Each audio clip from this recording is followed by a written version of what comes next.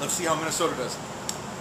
Now we've got the Fieldstone Vineyards Reding Reserve Frontenac. They make a normal Frontenac bottling as well, but Frontenac.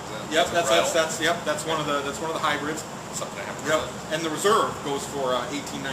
So it wasn't a huge step up, to go from the basic Frontenac bottling to the Reserve. Also non-vintage, I believe. What's that? That's what we're drinking today. Yep, we got the Reserve right here. So we'll do a little rinse first. I got to say, they kind of got an uphill battle. I mean, we're off to a pretty good start. So doing better than Montana Wine episode by quite a bit right now. Yeah.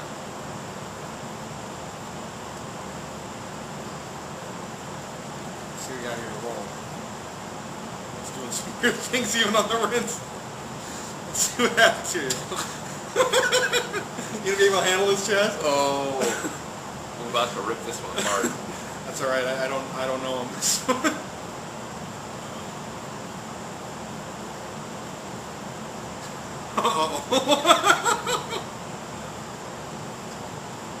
Cherries in a trash bag. I was gonna go with an ashtray. I dump an ashtray into a bowl of tomato soup, and maybe a little bit of cherry fruit, maybe. But the sort of like skunky, rotten, burnt, disgusting tomatoes. Oh no. I'm getting more cherries than tomatoes, but sun-dried unfortunately, tomatoes, dude. Think about it. I can't shoot down the ashtray, which is the. Oh, there's a little bit of that. All right, well, you get the picture. We're not gonna.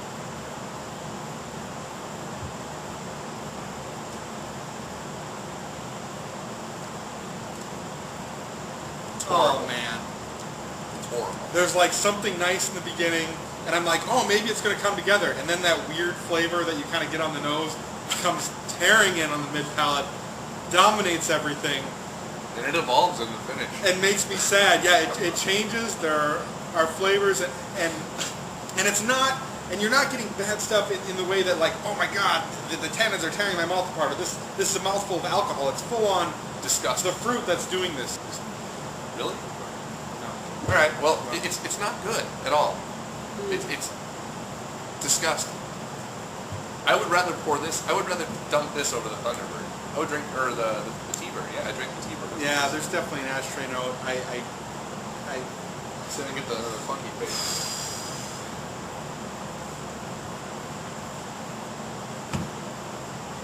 Yeah, 58 points. Sorry, guys.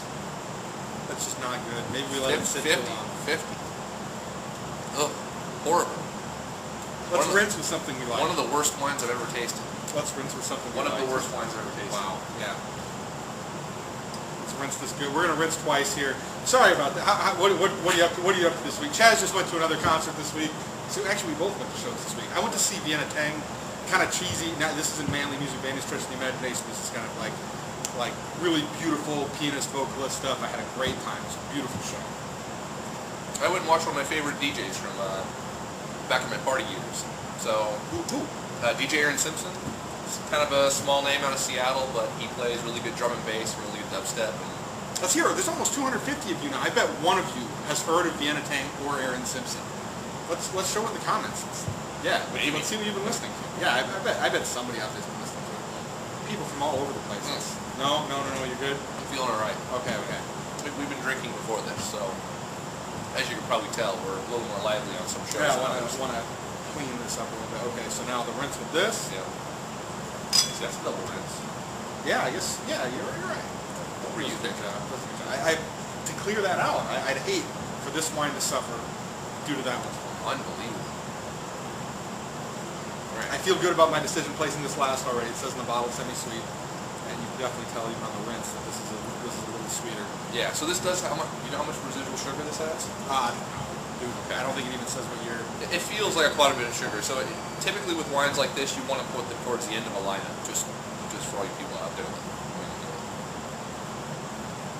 Anytime you got a whole bunch of dry wines, yeah, put the sweet ones towards the end, because people will get the sweetness. You get like peaches roasted on a fire.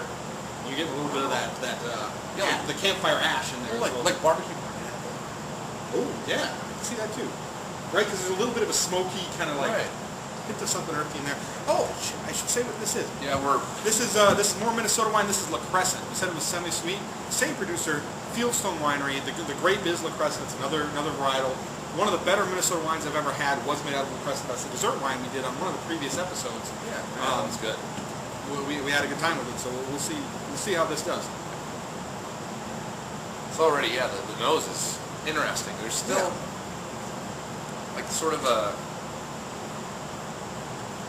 it's almost like a pine sully sort of cleaning component or I was something. gonna say, or like maybe the sweetness has a little bit of a candified thing to it. Right. Like if they didn't A say it little was semi-sweet, I could see it putting me off, but Right. eh.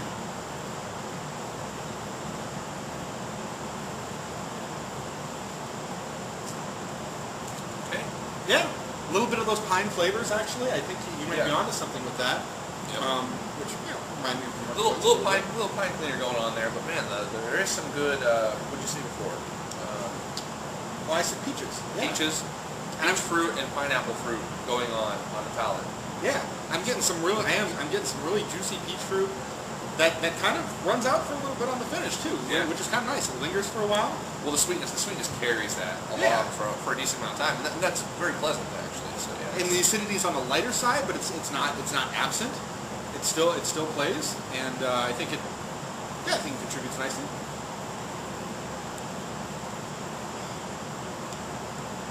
Yeah, somewhat interesting, clean.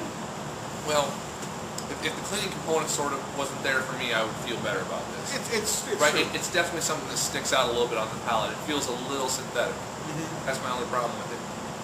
That said, excuse me, the other flavors are very, very nice here. So I'm struggling with this one because there's a part of me that really doesn't like the cleaning component. There's another part that likes the fruit that's going on. So I'm going to go like 78 points on it. Okay. And you know, it's kind of hard to make that leap, right? When you're talking about a grape that you're not familiar with and a region you're not familiar with, it's hard to baseline it, right? It's kind of unfair to compare it against, you know, Riesling from Germany or Sauterne, right? Like, because that's not what this is by any stretch of the imagination. You know, on the same hand, I'm kind of in a similar boat, right? Your palate's based on your previous experiences, and there is a little something on there that's putting it off for me. I'm gonna go to 80 points because there's some enjoyable fruit. You know, I'm probably gonna drink the rest of this bottle and enjoy it. You know, like you know, it's not life changing, but it's good stuff. This would be easy summer drinking. There's no question about it. But it's just, I don't know. So 3 out of 4 we're excited with, and you know, and I'm definitely excited to try more wine from the Midwest. So Well done.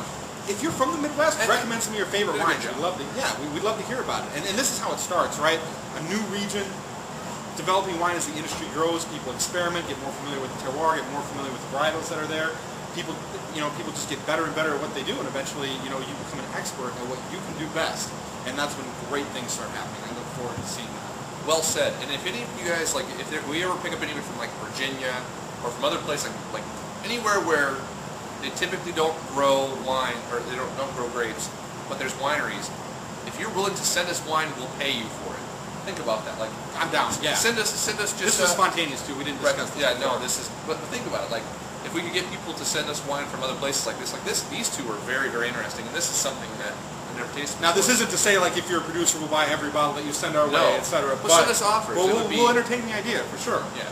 And actually, I've got a Virginia wine lined up for one of our future shows. Perfect, too, because I know that now all 50 states have. yeah, I know have Michigan's wineries. doing some good stuff. So Yeah, I'd like to taste all of them. I look forward to Taste trying all some new 50 wines. states. Yeah.